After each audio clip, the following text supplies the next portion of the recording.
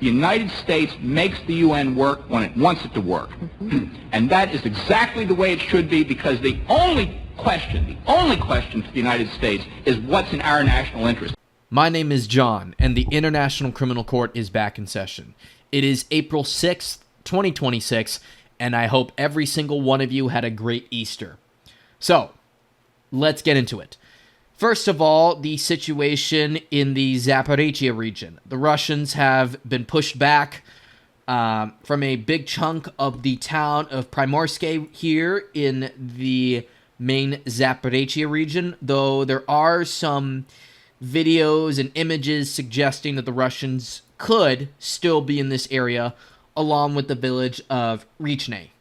But nothing is 100% certain. The armed forces of Ukraine are putting up a fierce resistance to the Russians in this area, and they're basically trying to force them to basically start all over from scratch in this direction.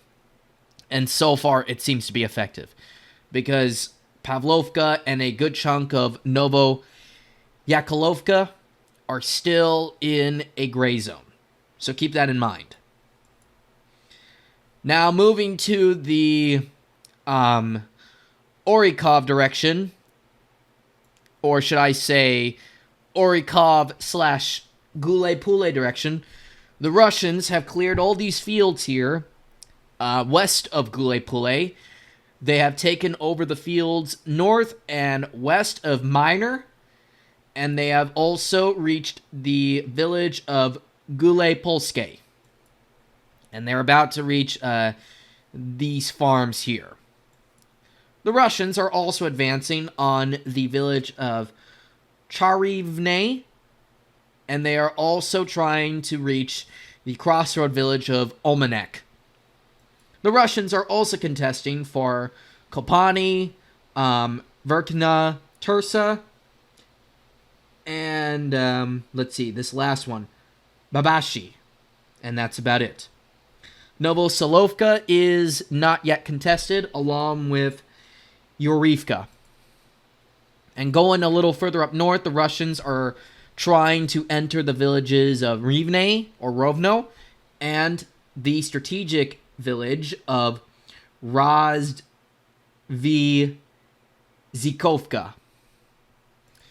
The Russians captured the village of Boykovo for a bit before getting ousted by the AFU. And as far as I know, we have still no certainty on who controls Ternavate at this time. In the Dnipropetrovsk region, the Russians are basically fighting with the Ukrainians 24/7 over control over the series of villages here, which is worth 100 or so square kilometers in total land, which could arguably be seen as useless, even though Ukraine fanboys would say otherwise. But the Russians are contesting for it right now, and it seems they're trying to retake everything by the time they get to June. I don't expect the Russians to take back all of this land too soon, but I'm certain that they're going to try to take as much of it back as much as possible before V-Day in 2026. Well, this year, that is. Ukrainians have also reportedly are trying to oust the Russians from Novoselivka, and also Siknive, but that's about it. And in the main Dnipropetrovsk direction, not much news going on around here, though there are some reports that Russians are continuing to attempt to advance on Novopavlovka's northern neighborhoods, and also are trying to do something here on the border, which goes to the strategic town of Mazova. And then in the Krasnaya Amisk/Pokrovsk direction, the Russians are continuing to consolidate the fields west of Pokrovsk and also the town of Grishino. Ukrainians have claimed to re-enter Grishino, but there's no evidence of that just yet. And then also outside of the town of Rodinske, the Russians are trying to clear the mines here, but so far they haven't been able to do so yet. And then going a little further up north, the Ukrainians are fighting back in the area of Nove Donbass, which is the last village, at least in this area here, before you enter the city of Dobropila, which is, in turn, a strategic town for both the Russians and the Ukrainians. The Ukrainians did oust the Russians again from Belny, and that's about it for the Dobropila direction. Moving to the Konstantinovka direction, the Russians are still continuing to advance in the direction of Ilanovka, but not much happening here.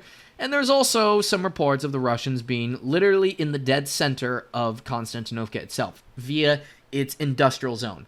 But there are no positive reports yet of consolidated control, and for that reason, Syriac is keeping it in the gray zone. Now, going way further up north, in the Slavyansk-Kramatorsk direction, the Russians are attempting to enter the village of Rai Alexandrovka, and are also consolidating their control over the village of Kalaniki. Russians have also been pushed back from Kryvyi-Loka, and also from half, if not most, of Ozerne. In the Liman direction, the Russians are continuing to cut off the remaining supply routes, whatever. Sorry if I had issues pronouncing some certain words, but I digress. They have been attempting to, as of late, cut the remaining supply routes to the city of Liman, which is arguably the biggest settlement before you enter Slavyansk further to the south, right here.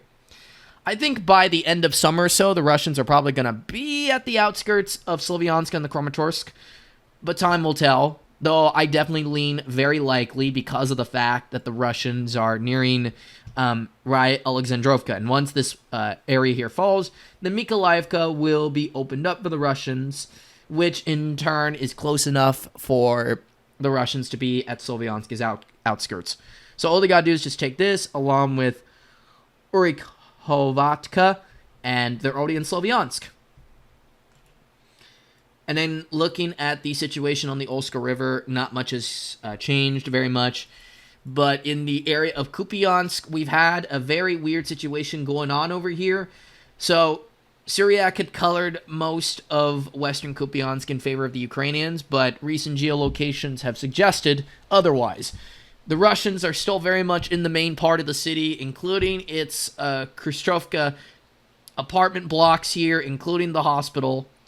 They're very much still there, but we don't know who controls what in western Kupiansk. It's hard to tell.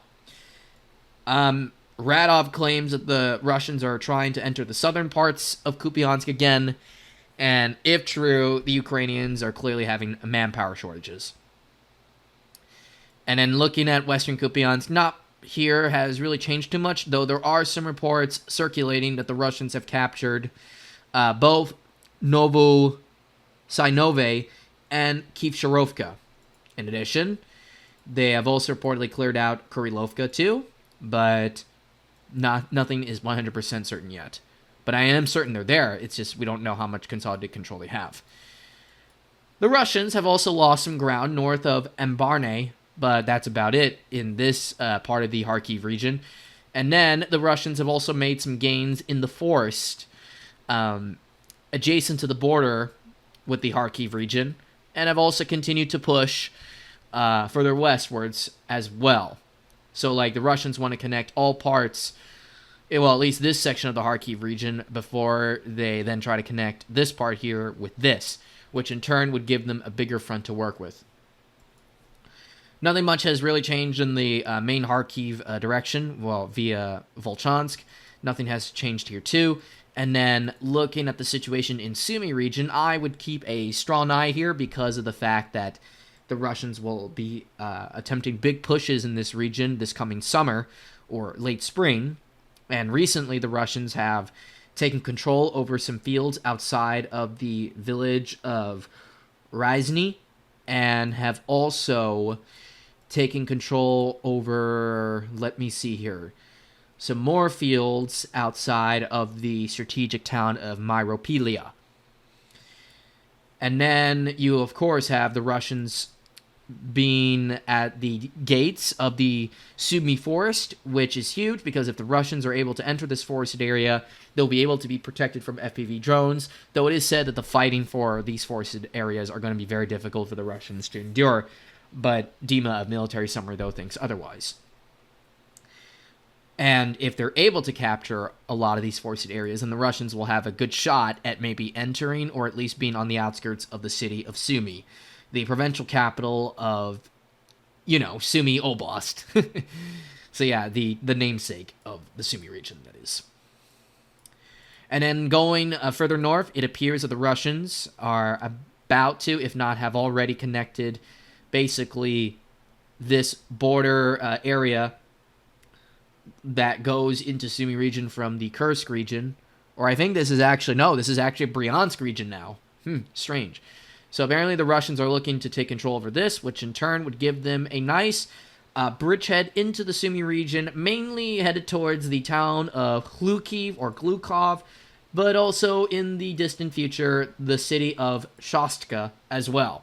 If they're able to capture both of these, the Russians will not only be able to solidify and somewhat legitimize their occupation of the Sumy region, like to the point where they'll actually now will have to start governing it, but also it will prevent Ukrainians from using these areas here, especially in the Chernigov region, as a launch point for not just Ukrainian drones, but also Ukrainian missiles.